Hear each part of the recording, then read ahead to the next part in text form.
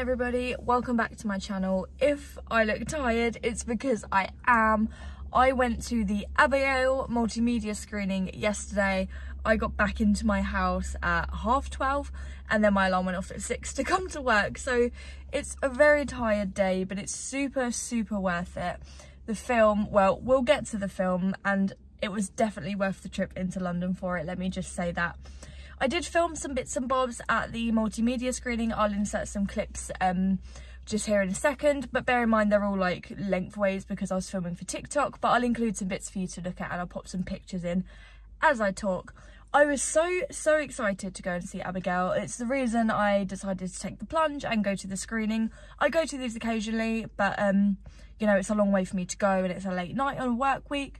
But anyway, the trailer, the cast, the premise, the ballerina vampire thing, and just the fact it's a radio silence movie really convinced me to take the journey and go to this one. I was so excited to see Melissa Barrera in a horror film outside of the Scream franchise.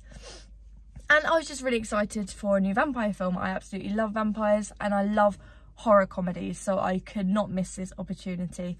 I will insert some clips for you and then I will give you my review of the film.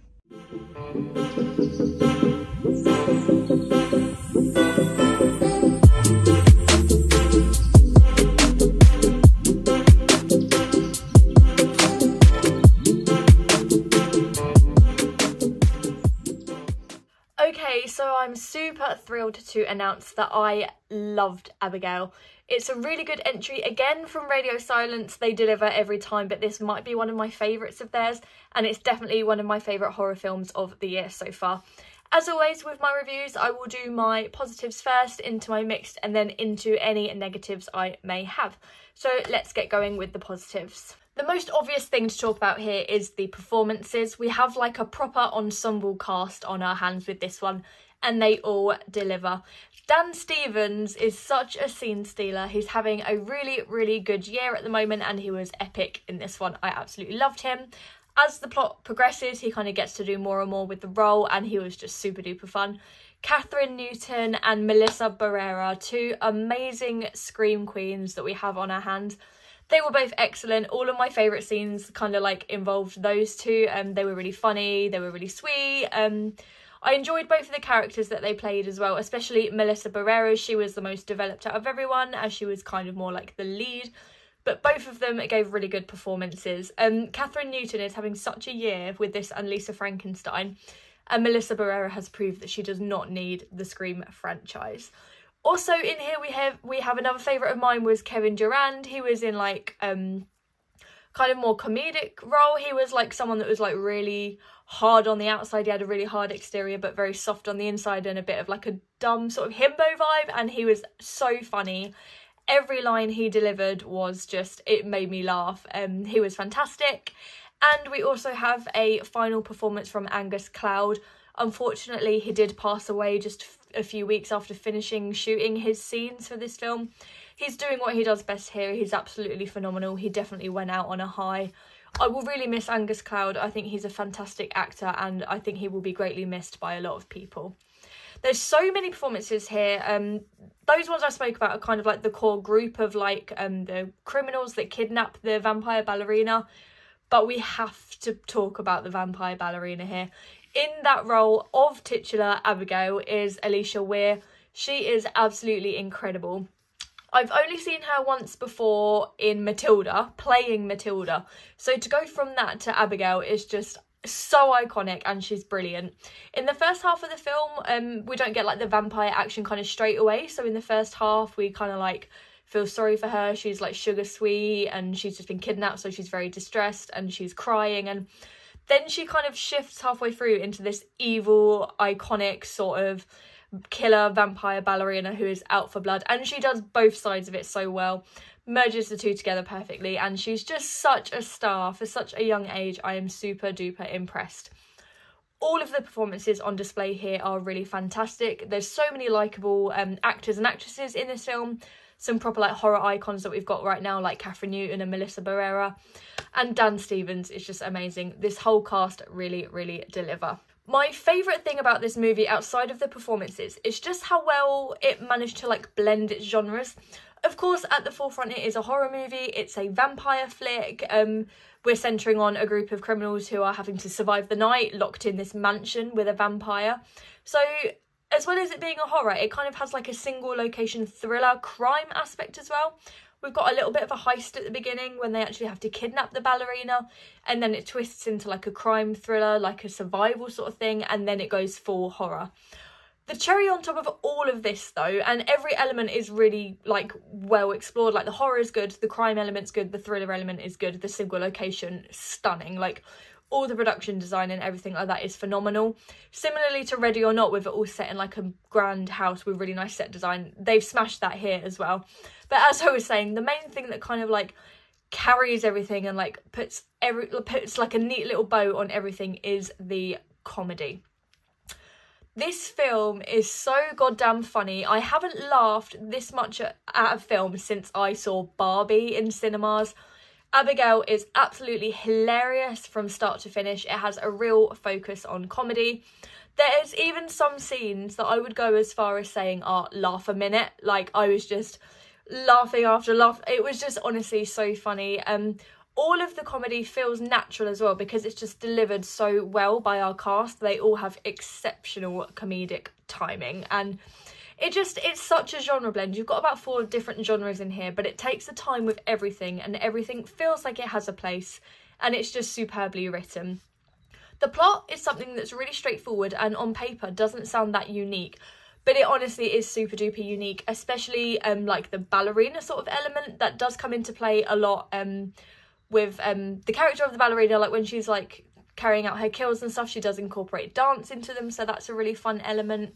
The vampire thing, it's done really well, and yeah, it just blends all of its elements together. So all of its separate elements that on their own aren't overly unique, but shoving them all together, it was such a unique experience for me, something I haven't seen before, and I think it had a lot of edge and a lot of charm and a lot of things that Radio Silence, the filmmakers Matt Bettinelli, Olpin and Tyler Gillett, what they do best is all incorporated into here in terms of the comedy, the style of kill, which I won't spoil for you because it's a nice surprise, but all of their best aspects I think are in this film.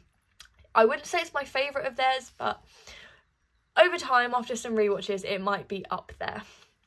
So let's finish out the positives on the horror. That's why we're all here. That's why we're super excited for this film. And I am here to report that the horror is absolutely fantastic. So I think it takes a little while to get there, which we'll talk more about in like the mixed area of this review.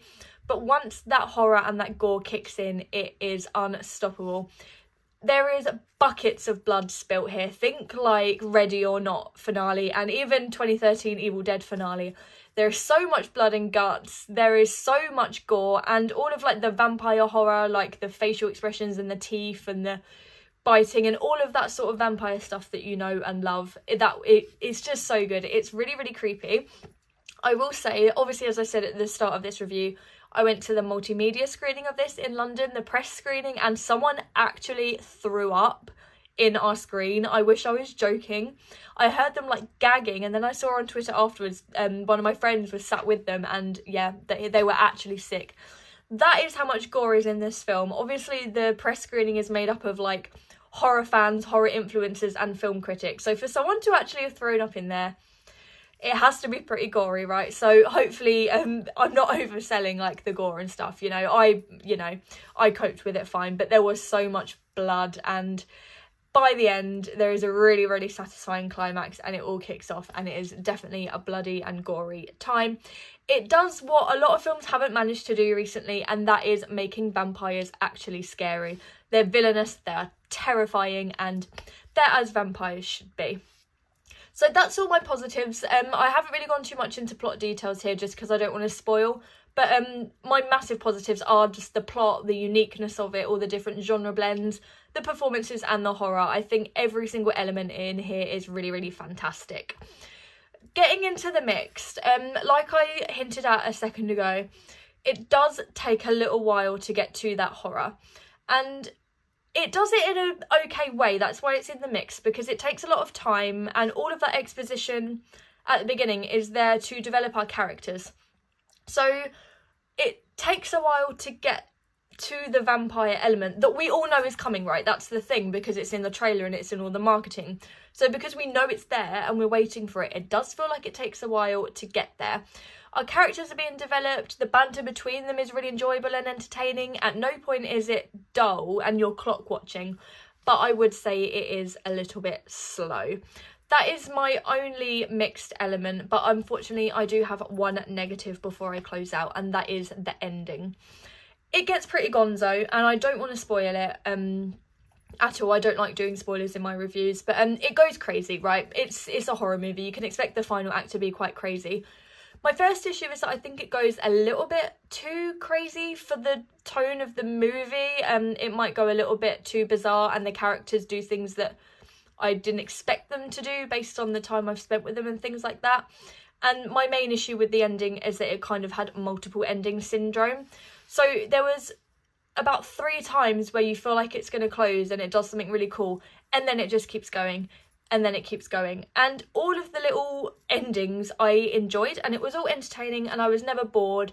But you know when you just feel like, okay, that you know, you're just over it kind of, and you're waiting for it to end. It has a few of those different kind of endings at the end, and I think, I don't know, what we got was great. Like I said, it was entertaining enough, but it did feel a little bit like, oh, okay, do they know how to end this? Is this getting into like messy territory?